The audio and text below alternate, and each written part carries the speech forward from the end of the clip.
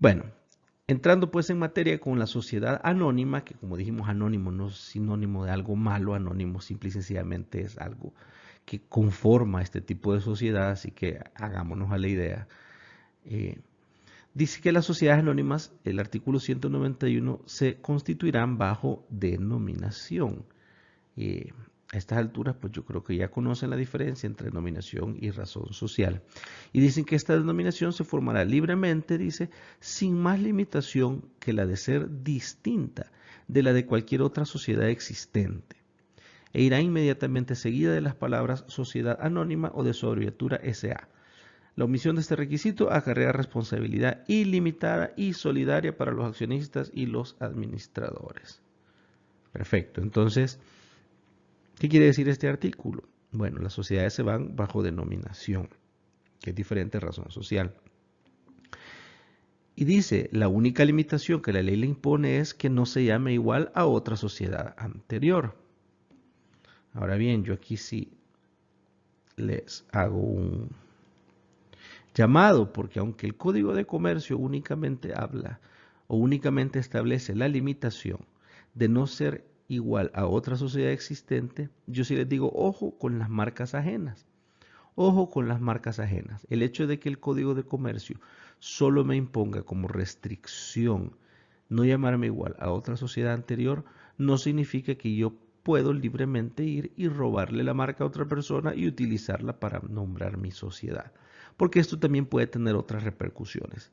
Tal vez no aquellas que estén contempladas en el Código de Comercio, pero sí van a estar contempladas en otro tipo de leyes como la ley de marcas y otros signos distintivos, o podría ser incluso la ley de propiedad intelectual. En fin, esa es una cosa que debemos tener cuidado porque de nada va a servir que hagamos una sociedad para que el día de mañana venga alguien a demandarnos por uso indebido de marca o de nombre comercial y nos termine cancelando la sociedad. Así que esto es algo que deben tomar en cuenta a la hora de diseñar el nombre que corresponde, ¿verdad?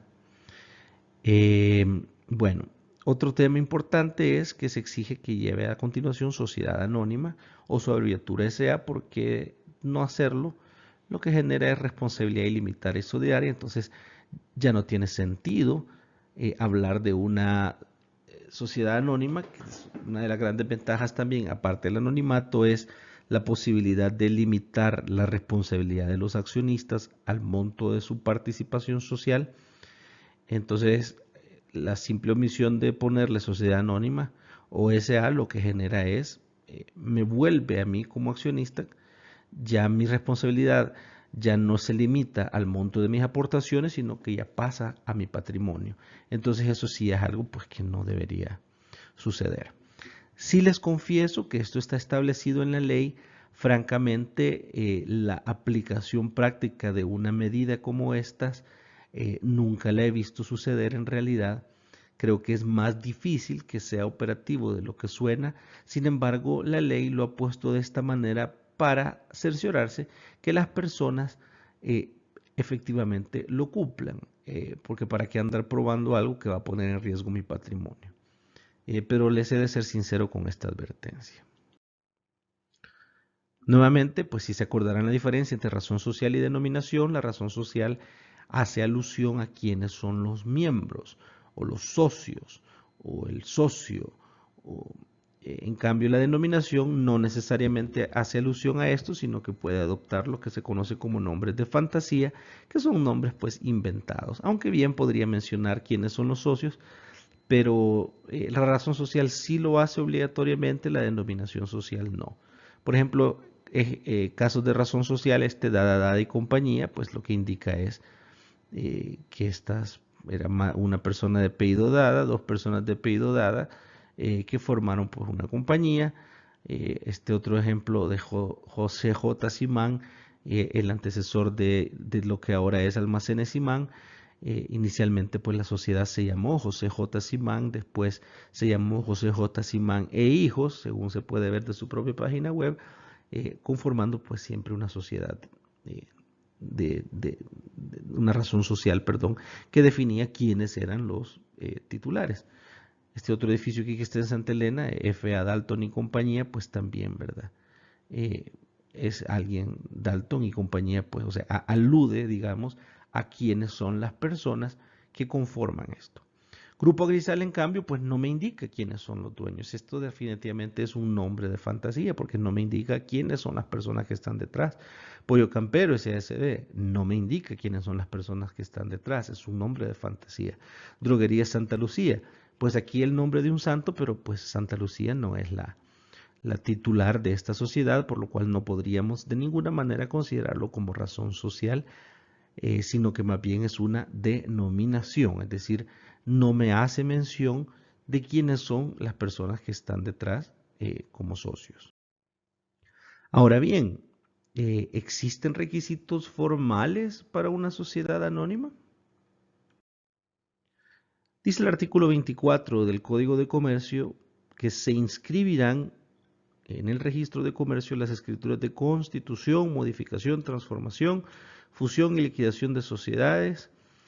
Y si se fijan en la redacción, pues se inscribirán, es un concepto un tanto imperativo, ¿verdad? No es potestativo, es decir, es obligatorio, se debe inscribir la constitución, modificación, transformación. Esto pues nos establece la imposición de un requisito que es el registro, ¿verdad? De hecho, el artículo 25, en el mismo sentido, dice, la personalidad jurídica de las sociedades se perfecciona y se extingue por la inscripción en el registro de comercio de los documentos respectivos.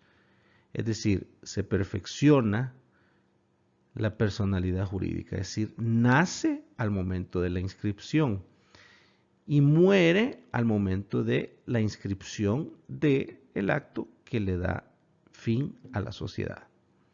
Dice el inciso segundo, dichas inscripciones determinan frente a terceros las facultades de los representantes y administradores de las sociedades de acuerdo con su contenido.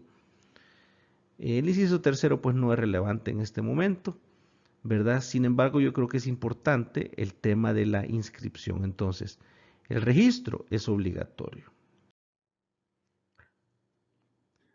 Hay otros requisitos también contemplados en el artículo 192 del Código de Comercio que dice, para proceder a la constitución de una sociedad anónima se requiere que el capital social no sea menor de $2,000 de los Estados Unidos de América y que esté íntegramente suscrito.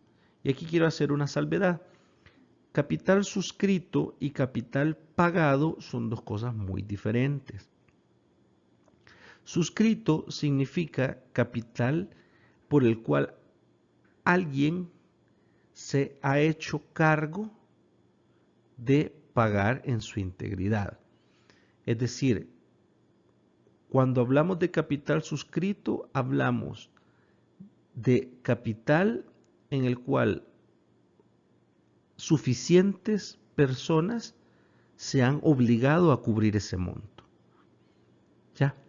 Entonces, si la ley me dice que el capital social no debe ser menor de $2,000 y que debe estar íntegramente suscrito, significa que yo necesito tener por lo menos, ¿verdad?, $2,000 comprometidos de parte de ciertos accionistas, o sea, por lo menos ciertas personas que se van a hacer cargo de entregar $2,000.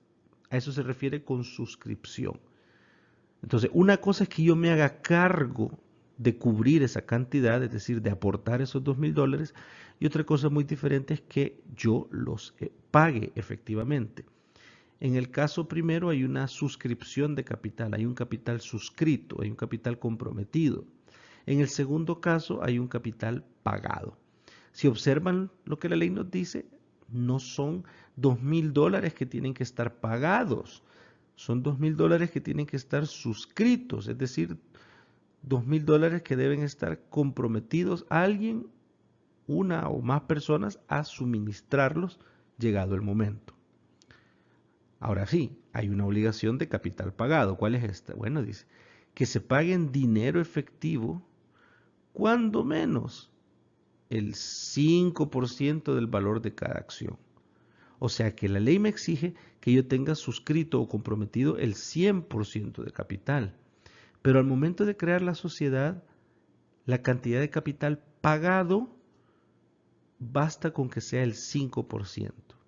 Es decir, yo necesito tener a ciertas personas, ciertos accionistas, que se hayan comprometido a pagarme a la sociedad la cantidad mínima de $2,000, siendo que en este acto basta con que me paguen efectivamente el 5%. Así se cumple la suscripción del 100%, pero el pago efectivo del 5%, lo que implica que va a quedar una deuda del accionista hacia la sociedad por el restante 95% que en algún momento dado lo va a tener que volver efectivo.